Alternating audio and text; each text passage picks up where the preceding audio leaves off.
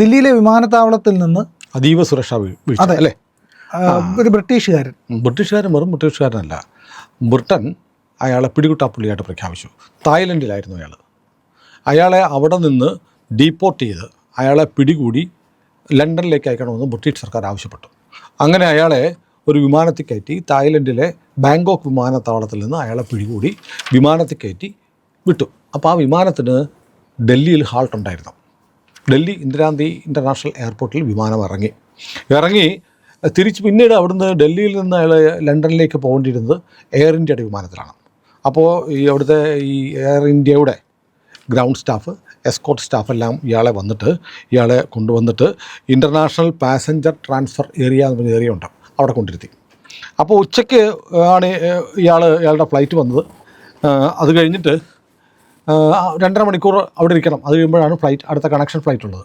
അപ്പോൾ അങ്ങനെ വരുന്നവർക്ക് ഇന്ത്യയിൽ ഇറങ്ങാൻ വിസയില്ല. അതുകൊണ്ട് അയാൾ നേരെ ലണ്ടനിൽ പോകേണ്ടതാണ്. അപ്പോൾ വിസയില്ലാത്തതുകൊണ്ട് പുറത്തിറങ്ങാൻ അധികാരമില്ലാതെ ഇയാൾ അവിടെ ഇരുത്തി എയർ ഇന്ത്യ സ്റ്റാഫ് നോക്കാൻ ഏൽപ്പിച്ചു. CSFൻ്റെ ഏരിയ അല്ല, CSFന് പ്രവേശനം ഇല്ലാത്തതല്ല, പക്ഷെ അവിടെ നോക്കുന്ന എയർലൈൻസിൻ്റെ അധികൃതരാണ് ഇങ്ങനത്തെ കാര്യങ്ങൾ നോക്കുന്നത്. CSF അടക്കമുള്ള സുരക്ഷാ ഏജൻസികൾ നോക്കുന്ന ഏരിയ അല്ല, അവരുടെ ജൂറിസ്ഡിക്ഷനിൽ വരുന്നതുമല്ല. അതെല്ലാം കഴിഞ്ഞിട്ട് പിന്നീട് സംഭവിക്കുന്നത് ഇയാൾ മിസ്സായി എന്ന് പറഞ്ഞാൽ ഇയാൾ എയർ ഇന്ത്യ ഫ്ലൈറ്റിൽ ലണ്ടനിലേക്ക് പോയില്ല. ഇയാൾ വരുന്നതറിഞ്ഞ് ഇയാളെ കസ്റ്റഡിയിലെടുക്കാൻ ലണ്ടൻ പോലീസ് ലണ്ടനിലെ വിമാനത്താവളത്തിൽ കാത്തു നിന്നപ്പോൾ വിമാനത്തിൽ ഇയാളില്ല.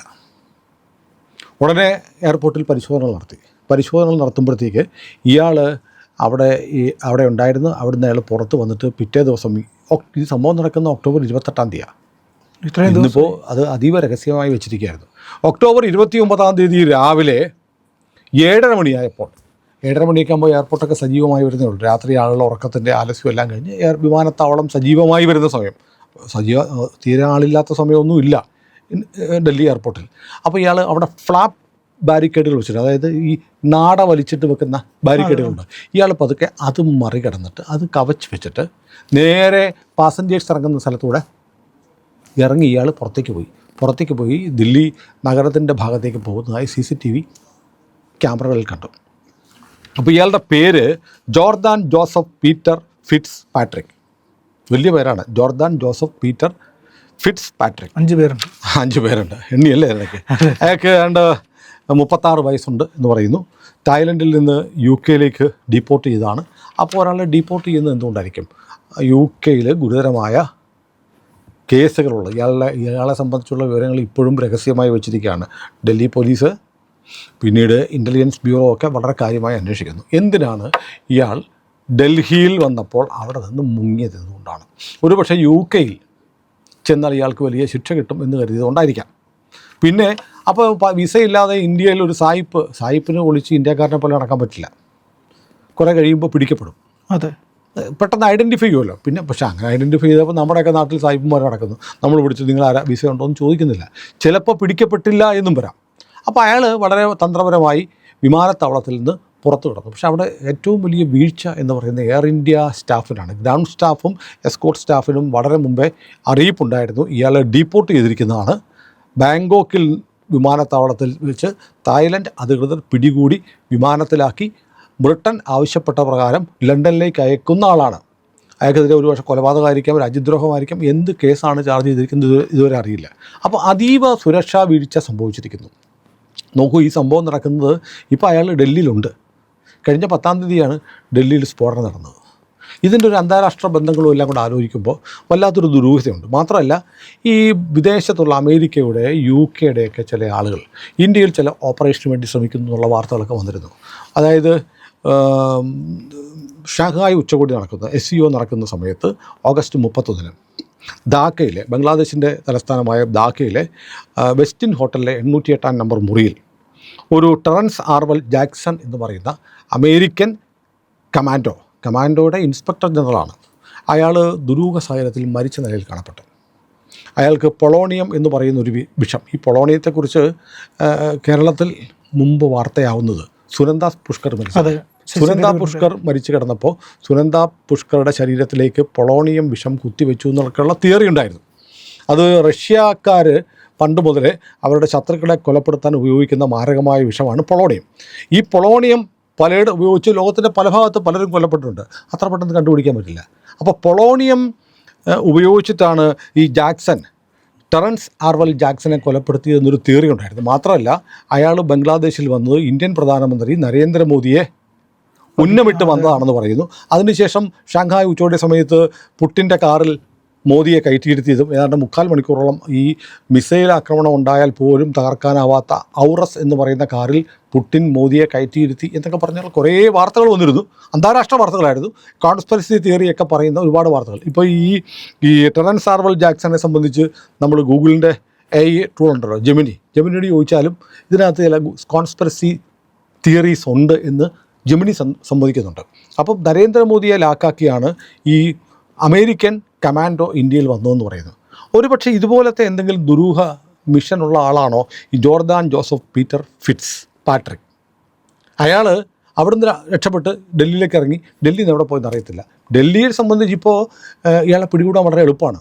കാരണം ദില്ലി പോലീസ് മറ്റ് ഏജൻസികളൊക്കെ ദില്ലിയുടെ മുക്കും മൂലയും ഒക്കെ അരിച്ചു പെറുക്കിക്കൊണ്ടിരിക്കുകയാണ്. ദില്ലി സ്ഫോടനത്തിന് ശേഷം ദില്ലി, UP, രാജസ്ഥാൻ അടക്കമുള്ള ഗുജറാത്ത് അടക്കമുള്ള സംസ്ഥാനങ്ങളിലൊക്കെ വ്യാപക പരിശോധന. എല്ലാ സംസ്ഥാനങ്ങളിലും അലേർട്ട്. റെയിൽവേ സ്റ്റേഷനുകളിലൊക്കെ കേരളത്തിലെ ഉൾപ്പെടെ കോട്ടയം റെയിൽവേ സ്റ്റേഷനിൽ ഒരു അജ്ഞാതൻ വന്നു എന്നുള്ള വാർത്ത വന്നിരുന്നല്ലോ. അതെ, ഇനി ഇത് അയാളാണോ? അതറിയാം, ചിലപ്പോൾ അങ്ങനെയായിരിക്കാം. ആ അജ്ഞാതൻ ആരാണ് എന്നത് സംബന്ധിച്ച് പോലീസ് പരിശോധനയൊക്കെ നടത്തി. പക്ഷേ അയാളെക്കുറിച്ചും വിവരമില്ല. ഒരാളെ മിസ്സിംഗ് ആയി. ഇപ്പം നമ്മുടെ മാധ്യമങ്ങൾ, ദേശീയ മാധ്യമങ്ങൾ പോലും ഈ Jordan Joseph Peter Fitzpatrick രക്ഷപ്പെട്ടത് ഇന്നാണ് അറിയുന്നത്. റിപ്പബ്ലിക് TV 28-ാം തീയതി അയാൾ മിസ്സായി. 29-ാം തീയതി വെളുപ്പിനെയാണ് CCTV ഫുട്ടേജ് വഴി ഇയാൾ പതുക്കെ എക്സിറ്റ് ഗേറ്റ് വഴി പുറത്തേക്ക് പോകുന്നു. അവിടെ ഇറങ്ങുമ്പം ഈ യാത്രക്കാരിറങ്ങിപ്പോകുന്ന വഴിയെ ഒരാൾ ചെന്നുപെട്ടാൽ അയാളുടെ വിസയും പാസ്പോർട്ടൊന്നും ആരും നോക്കത്തില്ല. കൂളായിട്ട് ഇറങ്ങിപ്പോവാം. കാരണം ഇൻ്റർനാഷണൽ ട്രാവലേഴ്സിന് വേണ്ടിയിട്ട് മാർക്ക് ചെയ്തിരിക്കുന്ന സ്ഥലമുണ്ട്. ഒരു വിമാനത്തിൽ വന്നിട്ട് അടുത്ത കണക്ഷൻ ഫ്ലൈറ്റിന് പോകാൻ വേണ്ടിയിട്ട് ആളുകൾ എടുത്തിരിക്കുന്നു. അവരെ ഹാൻഡിൽ ചെയ്യേണ്ടത് അടുത്ത വിമാനത്തിൽ കൊണ്ടുപോവേണ്ടുന്ന വിമാനക്കമ്പനിയാണ്. വിമാനക്കമ്പനിക്കാർ ഇയാളെ മറന്നുപോയി. അത് ഒരു വലിയ വീഴ്ചയല്ലേ? ഒരു രാജ്യം ആവശ്യപ്പെട്ടതനുസരിച്ച് മറ്റൊരു രാജ്യം പിടികൂടി കയറ്റി വിടുന്ന ആൾ ഇടയ്ക്ക് വിമാനം മാറാൻ വേണ്ടി, കണക്ഷൻ ഫ്ലൈറ്റ് കിട്ടാൻ വേണ്ടി, അല്ലെങ്കിൽ ഹോൾട്ടിന് വേണ്ടിയിട്ട് അവിടെ ഇറങ്ങുമ്പോൾ അയാൾക്ക് മതിയായ നിരീക്ഷണവും സുരക്ഷയും കൊടുത്ത് അയാളെ കാത്തു സൂക്ഷിക്കേണ്ട വിമാനക്കമ്പനി വരുത്തിയ വീഴ്ച. അപ്പോൾ എയർ ഇന്ത്യയാണ് ഇന്ത്യയിലെ വിഖ്യാതമായ വിമാനക്കമ്പനിക്കാണ് ഈ വീഴ്ച വന്നിരിക്കുന്നത്. വലിയ പാരമ്പര്യമുള്ള വിമാനക്കമ്പനി. പിന്നെ സമീപകാലത്ത് എയർ ഇന്ത്യ വിമാനങ്ങൾക്കുണ്ടാവുന്ന ദുരന്തങ്ങളൊക്കെ നമ്മൾ കേൾക്കുന്നുണ്ട്. അതിൻ്റെയൊക്കെ കാറ്റഗറിയിൽ പെടുത്താൻ പറ്റില്ല. പക്ഷേ ഇത് കടുത്ത അലംഭാവമാണോ അറിഞ്ഞുകൊണ്ടാണോ എന്നറിയില്ല. കാരണം 1-2 ആളുകൾ തീരുമാനിച്ചിട്ട് ഇയാളങ്ങ് രക്ഷപ്പെട്ട് പൊക്കോട്ടെ എന്ന് വെച്ചതുകൊണ്ടായാലോ? കാരണം അവിടെ നിന്ന് ഇറങ്ങി ഈ ഫ്ലാപ്പ് ഗേറ്റ് പൊക്കിയാൽ നേരെ ഇറങ്ങി യാത്രക്കാർ പുറത്തേക്ക് ഇറങ്ങിപ്പോകുന്ന എല്ലാ എമിഗ്രേഷൻ ചെക്കും കഴിഞ്ഞിട്ട് പുറത്തേക്ക് ഇറങ്ങുന്ന ട്രാക്കിലേക്കാണ് പോകുന്നത്. അത് തന്നെ ഒന്ന് ആലോചിച്ച് നോക്കൂ. അന്താരാഷ്ട്ര വിമാനത്തിൽ വേറെ കണക്ഷൻ ഫ്ലൈറ്റിൽ ഇരിക്കുന്ന ആളുകളെ മറ്റ് ട്രാക്കിലേക്ക്, എക്സിറ്റിലേക്ക് പോകുന്നത് തടയാൻ ഒരു ഫ്ലാപ്പ് ഗേറ്റ് മാത്രമേ ഉള്ളൂ. ഇന്ദിരാഗാന്ധി ഇൻ്റർനാഷണൽ എയർപോർട്ടിൽ നിന്ന് വരുന്നു. ഏതായാലും ഈ വിദേശി UK-കാരൻ 36 വയസ്സുള്ള ഇയാൾ ഇപ്പോൾ നമ്മുടെ രാജ്യത്ത് എവിടെയോ നമുക്കിടയിലുണ്ട്. ഇയാൾ എന്തിനു വന്നു? ഇപ്പോൾ നമ്മൾ വീണ്ടും ഗൂഢാലോചന സിദ്ധാന്തമൊന്നും പറയുന്നില്ല. പക്ഷേ സമീപകാലത്ത് ഇന്ത്യയെ ലാക്കാക്കി, ഇന്ത്യൻ പ്രധാനമന്ത്രിയെ ഉൾപ്പെടെയുള്ളവരെ ലാക്കാക്കി ചില ഓപ്പറേഷൻസുകൾ നടക്കുന്നു. അതിനാണ് നമ്മൾ ഈ ജാക്സൻ്റെ കാര്യം പറഞ്ഞത്, ടെറൻസ് ആർവൽ ജാക്സൻ്റെ കാര്യം പറഞ്ഞത്. അതിനുശേഷം സംഭവിച്ചിരിക്കുന്നത് എന്താ? ദില്ലിയിൽ സ്ഫോടനം ഉണ്ടാകുന്നു. അപ്പോൾ വല്ലാത്തൊരു സംഘർഷാവസ്ഥയിൽ, ഒരു ടെൻസഡായിട്ടുള്ള അന്തരീക്ഷത്തിൽ നമ്മുടെ നാട്ടിലേക്ക് ഒരു രാജ്യം വാണ്ടഡായി പ്രഖ്യാപിച്ച് ബലമായി പിടിച്ചു കയറ്റി വിമാനത്തിൽ കൊണ്ടുപോയിരിക്കുന്ന ആൾ ചാടിപ്പോയി എന്ന് പറയുമ്പോൾ വലിയ നാണക്കേടാണ്. മാത്രമല്ല, ഇപ്പോൾ UK ചോദിക്കുകയാണ് നമ്മൾ ഇന്ത്യയോട്, ഞങ്ങൾ മറ്റൊരു രാജ്യത്ത് നിന്ന് നിയമാനുസൃതം കൊണ്ടുവന്ന ആളെ നിങ്ങൾ രക്ഷപ്പെടാൻ അനുവദിച്ചോ എന്ന് ചോദിച്ചാൽ ഇന്ത്യൻ ഗവൺമെൻറ് വല്ലാതെ ഉത്തരം മുട്ടിപ്പോകും. സുരക്ഷാ വീഴ്ചയാണ്, ഞങ്ങൾക്ക് പറ്റിപ്പോയി അണ്ണ എന്ന് പറയാൻ പറ്റില്ലല്ലോ. അപ്പോൾ ഒരു വല്ലാത്തൊരു എന്തൊക്കെയോ ചില കുഴപ്പങ്ങൾ വല്ലാതെ എവിടെയൊക്കെയോ സംഭവിക്കുന്നത്. ഇപ്പോൾ എയർലൈൻസിൻ്റെ കാര്യത്തിലാണെങ്കിൽ വല്ലാതെ സംഭവിക്കുന്ന നമ്മുടെ വിമാനങ്ങൾ, മുംബൈ വിമാനത്താവളം, ഡൽഹി വിമാനത്താവളം, കൊൽക്കത്ത വിമാനത്താവളത്തിലൊക്കെ വിമാനങ്ങളെ വഴിതെറ്റിക്കാൻ വേണ്ടിയിട്ടുള്ള GPS സ്പൂഫിംഗ് നടക്കുന്നു. അപ്പോൾ നമ്മൾ നോക്കുമ്പോൾ 400-500 വിമാനങ്ങളൊക്കെ ക്യാൻസൽ ചെയ്തിട്ടുണ്ട്. ഇങ്ങനെ വിമാനങ്ങൾ ക്യാൻസൽ ചെയ്യുന്നത് മാത്രമല്ല, അതിൻ്റെ ഒരു അപകട ഭീഷണി എന്നറിയോ? നമ്മൾ ഓപ്പറേഷൻ സിന്ദൂറിൻ്റെ സമയത്ത് വലിയ തോതിലുള്ള ഡ്രോൺ ആക്രമണങ്ങൾ നമ്മൾ നേരിട്ടും നമ്മളും തിരിച്ചും ഡ്രോൺ ഓപ്പറേഷൻസ് നടത്തി മിസൈലുകൾ അയക്കുന്നുണ്ട്. ഈ മിസൈലുകളും ഡ്രോണുകളും ഒക്കെ അയക്കുന്ന സമയത്ത് ഒരു GPS സ്പൂഫിംഗ് നടത്തിയിട്ട് നമ്മുടെ ഡ്രോണുകളുടെ നമ്മുടെ മിസൈലുകൾക്കുള്ള സിഗ്നലുകളൊക്കെ വഴിതെറ്റിച്ചാൽ ഈ ടെക്നോളജിക്കൽ വാറിൽ നമ്മൾ പരാജയപ്പെട്ടു പോകും. അപ്പോൾ ഇത് ചെയ്യുന്നത് ആരാണ്? ഒന്നെങ്കിൽ അമേരിക്കയ്ക്ക് ചെയ്യാൻ പറ്റും, അല്ലെങ്കിൽ ചൈനയായിരിക്കണം.